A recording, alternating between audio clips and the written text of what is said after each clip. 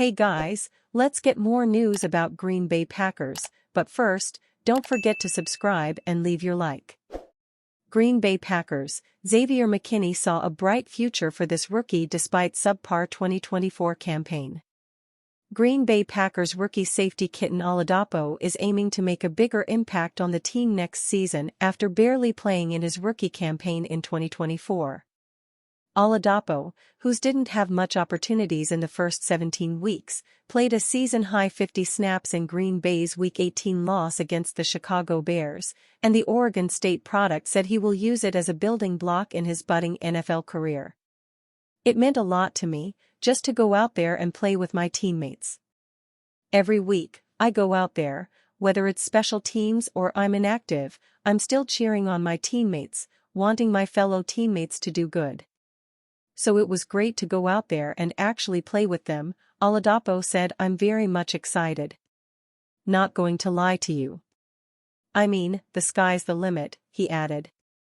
Kitten Oladapo was hampered by a toe injury to start his NFL career at Green Bay. Because he spent most of the offseason and training camp rehabbing, he was behind fellow safety draft picks Javon Bullard and Evan Williams in the pecking order. Despite this, the 24-year-old defensive back continued to do his homework and finally got his chance in Week 18, as he was lined up next to Xavier McKinney. He was on his details, McKinney said about Oladapo. He was in constant communication with me and he played a really good game. He's growing as a player. What would it take for Packers to trade for Myles Garrett? What sort of compensation would the Green Bay Packers have to send to the Cleveland Browns in a trade for Myles Garrett? 3 NFL executives are in agreement. Green Bay, Wisconsin. When Jeff Hafley took over as Green Bay Packers defensive coordinator, he envisioned a potent 4-man pass rush including former first-round picks Rashawn Gary, Kenny Clark, Devontae Wyatt and Lucas Van Ness. Instead, Hafley had to get creative to create a pass rush that ranked 8th in sacks, but 16th in pressure percentage. I've never seen a quarterback that can complete a pass when he's on his back, Coach Matt LaFleur said at the end of the season. There might not be a player in the NFL better at putting quarterbacks on their back than Cleveland Browns All-Pro Myles Garrett.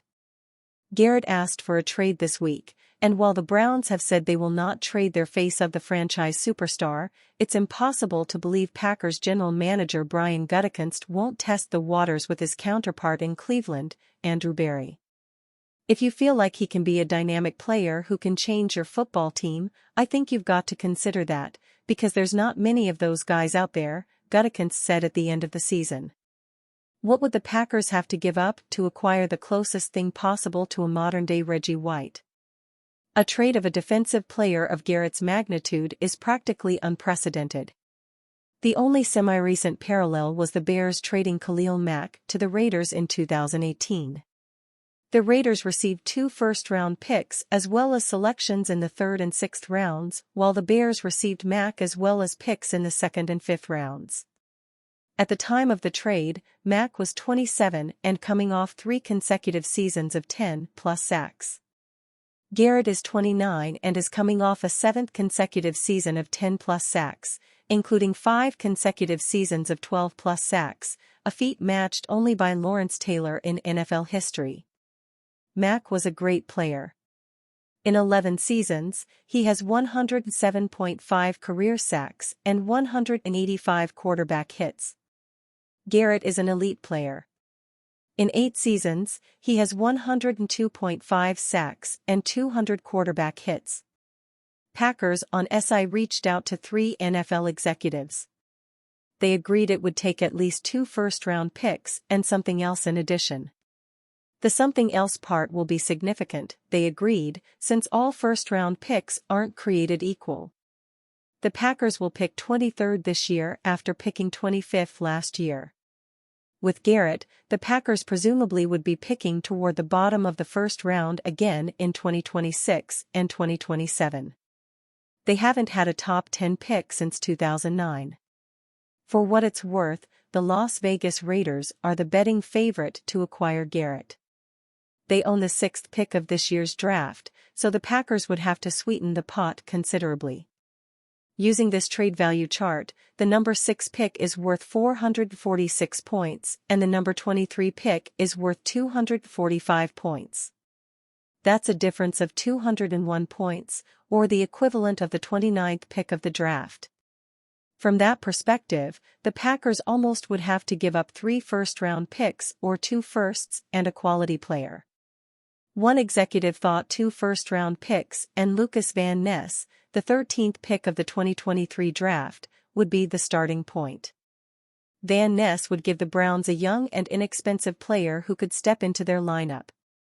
It'd be worth it, the executives agreed, because Garrett is such a dominant player.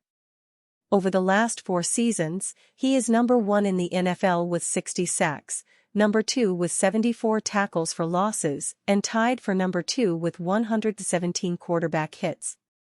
In 2024, Garrett had 83 total pressures, according to Pro Football Focus. By comparison, Green Bay's 3 top defensive ends from last season, Rashawn Gary, Van Ness and Kingsley Enagbare, had 92. Trading Garrett, who is under contract through 2026, would be difficult for the Browns, who are about $38 million over the cap and would fall deeper into the hole by trading Garrett.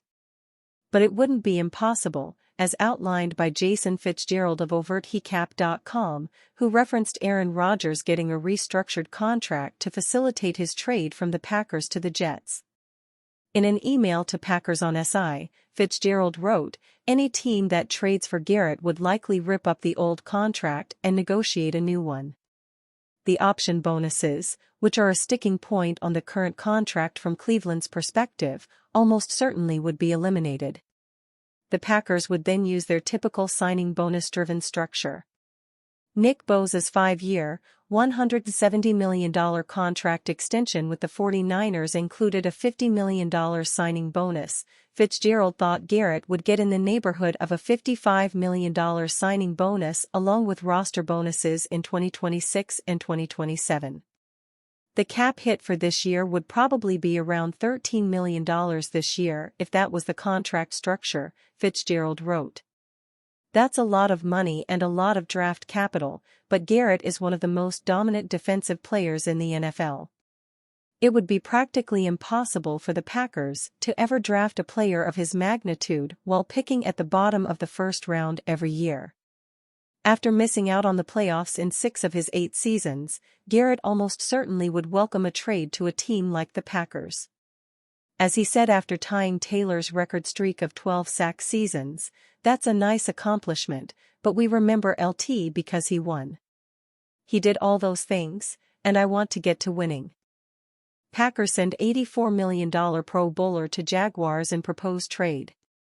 The Green Bay Packers are entering a pivotal offseason. After a successful 2024 campaign that led to an 11-6 record, Green Bay faltered in the wild round versus the Philadelphia Eagles. Now tasked with making the correct coaching staff and roster adjustments, General Manager Brian Gutekunst has his sights set on one thing: winning a Super Bowl. With that in mind, the Packers have already experienced multiple coaching staff alterations, including the return of Luke Getsy as offensive assistant. However, it is free agency and the NFL draft that will truly shape the potential of the team. Whether it be key departures or acquisitions, the Packers are in a great position to make a splash this offseason due to their 7 draft picks and an estimated $42 million in cap space, per over the cap. According to one analyst, trading away cornerback Jaire Alexander is one move Green Bay should make. In his latest piece for Bleacher Report, Alex Ballentine lists 3 potential trade assets for the Packers. Among them is cornerback Jaire Alexander. Ballentine points to Alexander's lengthy injury history as a main reason Green Bay should look to move on from the 2-time Pro Bowler. Over the last 2 seasons, Alexander has played a total of 14 games. In 2023, Alexander suffered a shoulder injury in Week 8 against the Los Angeles Rams, which cost him 6 games.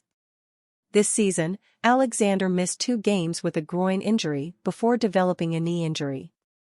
Alexander suffered a torn PCL on the final play of the Week 8 win versus Jacksonville. After missing the following week against Detroit, Alexander tried to play in Chicago. He lasted 10 snaps before re-aggravating the injury. When healthy, Alexander's impact on the field is undeniable.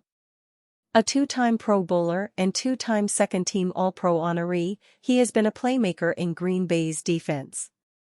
In just 7 games last season, Alexander recorded 2 interceptions, including a pick six, adding to his career total of 12 interceptions. Still, his injury history complicates his value. For a team like the Packers, who are looking to build a perennial contender and manage the salary cap effectively, retaining Alexander might not be a prudent move. His substantial cap hit could hinder the team's ability to address other pressing needs during the offseason. If the Packers do decide to trade Alexander, they can save $6.8 million, as Ballantyne notes. On top of the financial savings, Green Bay should be able to secure a valuable trade package in exchange for the 7-year Pro. One potential trade partner Ballantyne lists is the Jacksonville Jaguars. Due to Alexander's connection to former Packers linebacker coach Anthony Campanile, who is now their defensive coordinator, Ballantyne believes the Jaguars could be a perfect destination for the cornerback.